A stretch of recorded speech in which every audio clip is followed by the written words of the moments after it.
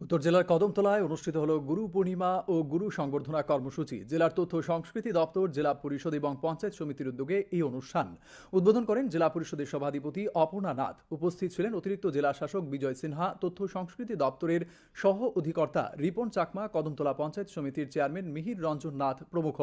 কদমতলার চন্দ্রকলা town হলে আয়োজিত এই অনুষ্ঠানে অবসরপ্রাপ্ত 12 জন শিক্ষককে সংবর্ধনা দেওয়া হয়।